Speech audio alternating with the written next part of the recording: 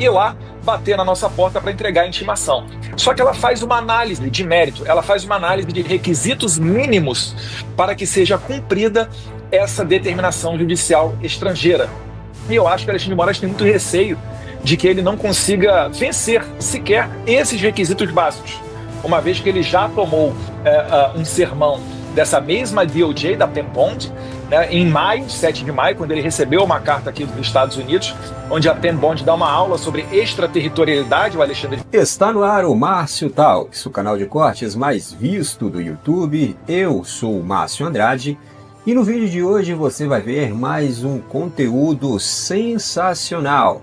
Portanto, se inscreva no canal, deixa o seu comentário, deixa também o seu like.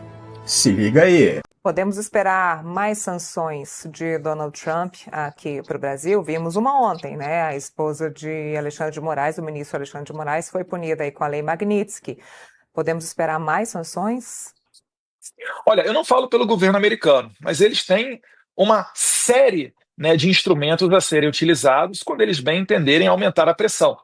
Vale lembrar, ontem foram várias autoridades de alto nível americanas, né, que se declararam a favor da medida dessas sanções e que entraram em campo para vocalizar isso, o que mostra um governo Trump 2.0 muito mais coeso e uníssono daquele que foi no primeiro mandato dele. Então, além do secretário Rubio, nós tivemos ali o secretário Scott Bessent, né, o 01 do Tesouro Americano, a pessoa mais influente no mundo quando se fala em política pública e econômica.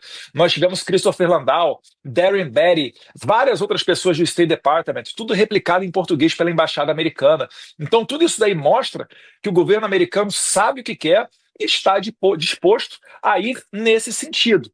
Eu acredito que, a depender da reação brasileira, se continuarem respondendo isso com abertura de inquéritos, né, aumentando a temperatura da censura, aumentando a perseguição política, eu acho que os americanos tendem a seguir também com a temperatura alta. É a análise que eu faço do lado de cá. Alexandre de Moraes, quanto mais pressão vier do governo norte-americano, pior pode ser a condenação para o seu pai, para o ex-presidente Jair Bolsonaro? Isso não pode ser revertido dessa forma? O Alexandre de Moraes é um ser totalmente político, mas eu já sei que ele quer matar o meu pai. O Alexandre de Moraes só não mandará Bolsonaro para a Papuda se houver, né, uma influência mais forte do entorno dele. E eu não acredito nas promessas futuras do Moraes. Estou vendo nos corredores muita gente falando em acordos, deixa o Bolsonaro domiciliar até passar a eleição do ano que vem, depois vota-se uma anistia realmente ampla, geral e restrita, etc. Eu não tenho como confiar nas pessoas que em 2022, depois daquela carta do Temer, onde aparentemente o presidente Temer intermediou uma negociação entre Bolsonaro e Alexandre de Moraes, prometendo acabar com os inquéritos, e nada disso foi cumprido. Eu queria perguntar ao presidente Michel Temer se ele honra a palavra dele e se ele está disposto a cumprir aquela promessa de 2022 ou se isso de fato não existiu. E aquela carta atribuída ao Temer, até hoje nunca negada, né, é uma fake news. Então isso tudo é que está em jogo. Eu estou preparado para resistir, para ser resiliente, entendo que haverá sacrifícios, mas o que está em jogo são as próximas décadas, é o futuro do país, é o futuro das nossas crianças, e não um indivíduo ou um grupo de pessoas. O ex-presidente Jair Bolsonaro também pensa da mesma forma, de que ele pode ser punido por conta dessas sanções de Donald Trump aqui ao país? Olha, Adela, se você perguntar para qualquer pessoa que está em cativeiro, é claro que ela vai querer evitar o mal pior, a promessa de mal pior perpetrada por aquele criminoso, né? Mas o Jair Bolsonaro, o que eu vejo? Ele é uma pessoa que é refém disso tudo. Ele não está em condição de tomar uma decisão. Me causa, assim, até espanto determinados políticos que falam que, não, Bolsonaro falou isso, Bolsonaro falou aquilo. Ora, né, são pessoas que só estão esperando, né, elas vão lá, um criminoso bota uma arma na tua cabeça e fala, você quer isso ou aquilo? Ah, não, ele quer aquilo, então vamos respeitar que a vontade dele é livre. Não, Bolsonaro já está em cativeiro, né? É difícil de você medir o quanto de liberdade que ele tem nas tomadas de decisões e sequer se essas decisões estão realmente sendo tomadas pelo presidente Jair Bolsonaro, uma vez que ele está incomunicável. Eu gostaria, Neila, de até ter, né, a real medida daquilo que pensa o presidente Bolsonaro, mas desde antes da sua condenação, eu já estou impossibilitado de vê-lo. democraticamente para o bem do Brasil por uma decisão do nada imparcial Alexandre de Moraes, aquele mesmo que falou temos que pegar o Eduardo Bolsonaro nas matérias que o Glenn Greenwald publicou na Folha de São Paulo. Bom, com a denúncia ontem da Procuradoria-Geral da República, tem um prazo agora para sua defesa se manifestar, né? Um prazo de 90 dias, é isso? Se eu não me engano? Se eu for citado, Neila, eu ainda não fui citado de Isso. nada, eu estou dando conta de matérias da imprensa, tá? Mas se eles quiserem utilizar os canais formais, estarei aqui. Ou seja, não foi citado ainda. Eu não fui citado de absolutamente nada. Eles abriram um inquérito contra mim em maio, depois que o Marco Rubio disse que poderia sancionar o Alexandre de Moraes numa audiência no Congresso americano, e desde então não vem nada. Só que meu endereço é certo e sabido. Todas as autoridades americanas sabem onde é que eu moro. Quando eu pego um voo aqui no TSA, eu passo meu passaporte. Quando eu entro aqui, eu falo com mais. Eu falo com o pessoal do Border Patrol. Todos eles, eu tenho que deixar registrado o meu endereço, tenho conta de água, luz, etc. Então, o Alexandre de Moraes, ao que parece, ele não quer me notificar. Ele vai tentar me condenar à revelia. Por quê? Porque, Neila, quando chega um expediente de um juiz estrangeiro aqui nos Estados Unidos, ele é recebido pelo DOJ, Department of Justice, né, da Pam Bondi, e ela depois delega isso para o US Marshals ir lá bater na nossa porta para entregar a intimação. Só que ela faz uma análise de mérito, ela faz uma análise de requisitos mínimos para que seja cumprida essa determinação judicial estrangeira. E eu acho que o Alexandre de Moraes tem muito receio de que ele não consiga vencer sequer esses requisitos básicos, uma vez que ele já tomou um sermão dessa mesma DOJ, da Pam Bondi, né, em maio, 7 de maio, quando ele recebeu uma carta aqui dos Estados Unidos, onde a Pam Bondi dá uma aula sobre extraterritorialidade, o Alexandre de Moraes, dizendo que ele não pode obrigar uma empresa americana, no caso a Rumble e a Truth Social, a cumprir determinações da justiça brasileira, e assim por diante. Então, o Moraes, para ser livre, leve e solto, para cometer as suas violações de direitos humanos, ao que parece, só mesmo no Brasil. Aqui no exterior, ele não tem vez, seja nos Estados Unidos, na Argentina ou na Espanha. Deputado, o que esperar da família Bolsonaro para as eleições de 2026? A gente está vendo o Centrão se movimentando de uma forma muito agressiva agora. União e PP deixaram o governo Lula, estão mais próximos aí da centro-direita, batalhando por um candidato aí à presidência da República, que muito provavelmente deve ser o governador Tarcísio. A gente já tinha falado isso em uma outra oportunidade, mas o nome de Tarcísio continua hoje sendo mais forte para substituir o ex-presidente Jair Bolsonaro. Inclusive, Tarcísio já conseguiu na Justiça uma data para visitar seu pai em casa. A gente pode esperar que a família Bolsonaro ela apoie Tarcísio ou você continua mantendo o seu posicionamento da nossa última entrevista? Eu vou manter meu posicionamento da última entrevista, né? Eu sou, na impossibilidade de Jair Bolsonaro, candidato a presidente da República, né? É por isso que o sistema corre e se apressa para tentar me condenar em algum colegiado aí, seja da primeira turma do STF, para tentar me deixar inelegível. Só que o principal, Neila, não é a família Bolsonaro participando na política, mas sim a consciência que a gente deixa na cabeça de cada pessoa. Não é encarcerando o líder de um movimento que você acaba com o movimento. As pessoas não vão, né, depois de descobrir a verdade, depois de ver como é que funcionam as engrenagens de Brasília, voltar a trabalhar de maneira serviçal para sustentar um regime que não lhes serve, né, pagando altos impostos para que uma casta viva no luxo e eles sem oportunidade.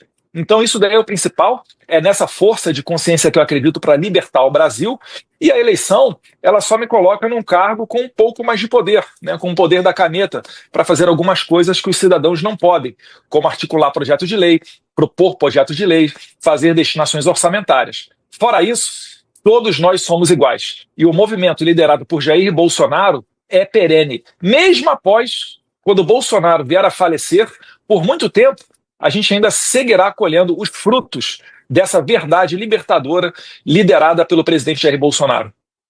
Se não houver essa possibilidade, o senhor se tornar inelegível por conta de denúncia da PGR, por conta de cassação do mandato na Câmara dos Deputados, enfim, por conta de vários motivos, se o senhor estiver inelegível, a gente pode esperar que Eduardo Bolsonaro apoie Tarcísio de Freitas?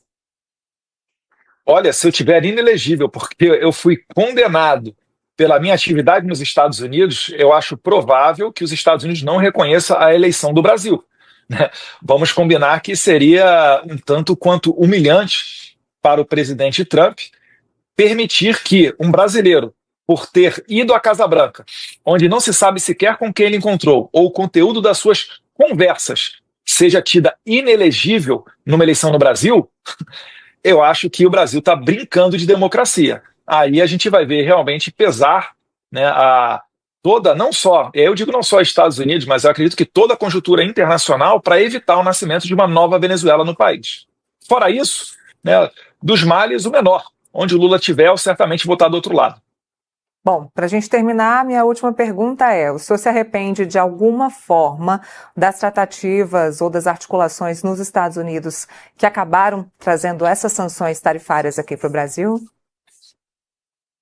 De maneira nenhuma, né? Nós nunca lutamos por tarifas, essa foi uma decisão tomada pelo presidente Trump, e eu confio no presidente Trump, acho que ele tem muito mais experiência do que eu acredito que é uma estratégia certa e se demonstrou certa.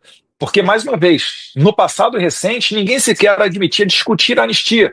O projeto que foi votado à urgência do Marcelo Crivella é de abril de 2023. Nós estamos em setembro de 2025. Ora, bolas, por que só agora a gente está falando de anistia, votando requerimento de urgência e falando até em texto? É por causa dessas sanções norte-americanas. Então, tudo isso daí já está surtindo efeito. Que a batalha é longa, ela é árdua, mas a gente vai resistir. É como o professor Olavo costumava dizer, né? Não parar, não precipitar, não retroceder. Quem resistir mais vai ganhar essa batalha. E certamente eu ficarei aqui nos Estados Unidos resistindo quanto tempo for necessário para resgatar a democracia no nosso valoroso Brasil. Então vamos acompanhar hoje o Comitê de Ética da Câmara dos Deputados, vamos ver o resultado que sai. E te peço, se por acaso for citado, se a citação chegar aí nos Estados Unidos na sua casa, conta pra gente. Não só deixarei claro, né, esse recebimento, como tornarei público o meu depoimento para todo mundo me ouvir. Muito obrigado, Nila, pelo espaço mais uma vez. Parabéns pela coragem do Metrópolis de abrir os microfones para mim. Eu que agradeço. Obrigada pela gentileza mais uma vez. Até a próxima. Bom, tá aí. O deputado que está nos Estados Unidos desde março, o deputado Eduardo Bolsonaro, que hoje responde lá no Comitê de Ética, responde não, né? Está sendo avaliado, então, o mandato dele no Comitê de Ética na Câmara dos Deputados. Procurador-Geral da República, que também abriu uma denúncia que, de acordo com ele, ele ainda não recebeu essa citação, ou seja, sem ser citado, não há como que a defesa se manifeste. E também tivemos a manifestação hoje do presidente da Câmara, Hugo Mota, dando uma negativa para que Eduardo Bolsonaro fosse o líder da minoria como uma estratégia para que ele não perdesse o seu mandato por faltas nas sessões plenárias da Câmara dos Deputados. É isso. Hoje teve, então, Assembleia Geral da ONU, presidente Lula, presidente Donald Trump falando aí, surpresinha de Donald Trump abrindo as portas num sorriso amarelo para o presidente Lula, e tivemos a entrevista exclusiva com o deputado Eduardo Bolsonaro, que está nos Estados Unidos. O Brasil está passando por um momento muito delicado. As instituições, o Poder Legislativo, o Judiciário, o Executivo, estão completamente perdidos e estão completamente prejudicados, sem credibilidade. E tudo isso por conta de ações de pessoas da alta cúpula desses poderes. Pois bem, os três poderes, o poder legislativo, o judiciário e o executivo, eles tendem a estar harmônicos.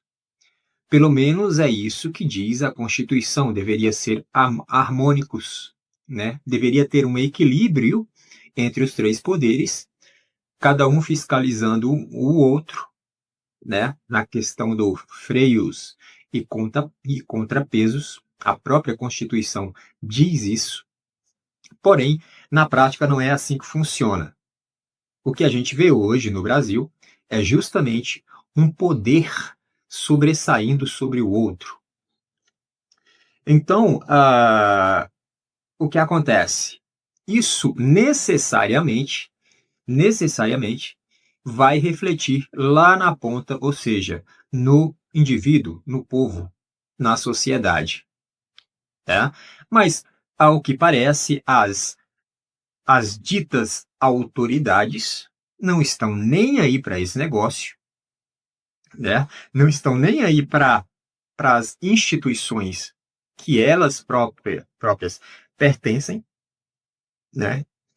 Então, a coisa está em uma tônica de projeto, na verdade, já vem de muito tempo, aquela coisa do projeto de poder, do poder pessoal, né? Todas as ações são em benefício próprio ou em benefício da minha ideologia política, da minha visão de mundo. Então, essas pessoas que estão nessas instituições, elas arrogam para si todo esse poder e traz essa tônica de visão de mundo para dentro da própria instituição, né? E, obviamente, quando isso acontece, aí há uma, uma corrupção própria, né? De corromper a própria instituição. Ou seja, o Brasil está em um patamar em que a alta cúpula que governa, que dirige o país, né? Ou seja, o pessoal do Poder Executivo, começando pelo Presidente da República, né? Aí tem o pessoal do Judiciário, começando lá pelo STF. Aí tem o pessoal do Legislativo, começando lá pelo Senado, né? Tem o pessoal lá da Câmara, que são os deputados e tudo mais, no Senado e senadores. E ao que parece, a coisa está se enveredando aí para algo muito grande aí,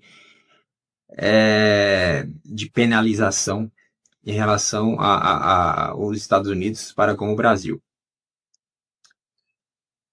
É isso. Essa é a situação em que o Brasil se encontra, essa é a situação em que a população brasileira, a sociedade do Brasil, a nação brasileira se encontra. Por esse vídeo é isso, se inscreva no canal, deixe o seu comentário e deixe também o seu like. Até breve.